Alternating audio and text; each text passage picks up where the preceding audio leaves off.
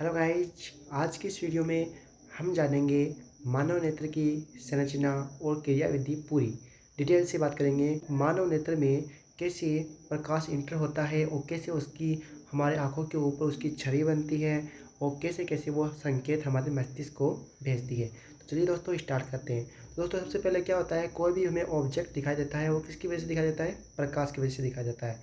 ठीक है ना। तो किसी भी ऑब्जेक्ट पर जब प्रकाश पड़ेगा तो वो क्या होगा? रिफ्लेक्ट होगा और रिफ्लेक्ट होने के बाद में वो हमारी आँखों के पास पहुँचता है। ठीक है ना। तो जब भी किसी ऑब्जेक्ट के ऊपर प्रकाश पड़ता है और वो रिफ्लेक्ट होकर हमारी आँखों के कार्निया के पास आता है।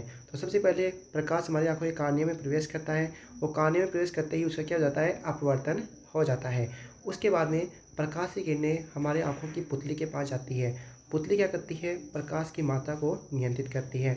उसके बाद में पुतली के पास में क्या होती है? आइरिस और परिचारिका होती है और आइरिस और परिचारिका क्या करती है? पुतली के साइज को नियंत्रित करती है। तो आप अंधेरे कमरे से प्रकाश में जाओगे तो क्या होगा? आपकी जो कभी-कभी आप देखते हो ना, अंधेरे कमरे से प्रकाश में जाते हो तो आपकी आँखें बिल्कुल भी बंद हो जाती है ना, आपकी आँखों की साइज़ बहुत कम हो जाती है। वो किस वजह से होता है? पुतली का आकार कम हो जाता है, उसकी वजह से होता है। और जब आप प्रकाश से अंधेरे कमरे में जाते हो तो आपकी आँखें पूरी खुल जाती है। उसका रीज़न भी क्या है? उसका रीज़न ये है, उसका रीज़न ये होता है कि हमारी आँखों में अधिक से अधिक प्रकाश प्रवेश कर सके और वो वस्तु हमें दिखाई दे सके। उसके बाद में हमारी आँखों में एक लेंस पाया जाता है, उस लेंस का नाम होता है अभिनेत्र लेंस या उत्तल लेंस होता है। ठीक है ना। ये क्या करता है? ये प्रकाश की किरणों को रेटिना के ऊपर फोकसित करता है, अभिसरित करता है।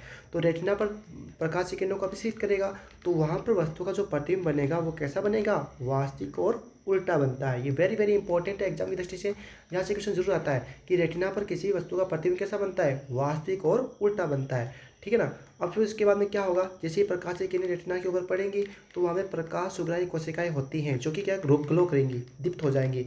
दीप्त हो जाएंगी तो वो क्या करेंगी? सिग्नल्स निकालेंगी और वो सिग्नल किसको देगी? दिक् तंत्रिकाओं को देगी और दिक् तंत्रिकाएं उस सिग्नल को कहाँ भेज देगी? मस्तिष्क को भेज देगी। जैसा कि आप चित्र में देख पा रहे हो। ठीक है ना। मस्तिष्क को भेज देगी और मस्तिष्क क्या करेगा? उसकी व्याख्या करेगा और उसके बाद में हमें कोई भी वस्तु है वो दिखाई देती है। तो दोस्तों मैंने कितनी ही खूबसूरती से आपको पूरा बता दिया है और बहुत ही अच्छे से आपको डिस्क्राइब भी कर दिया है। वीडियो तो लाइक करना, चैनल को सब्सक्राइब करना।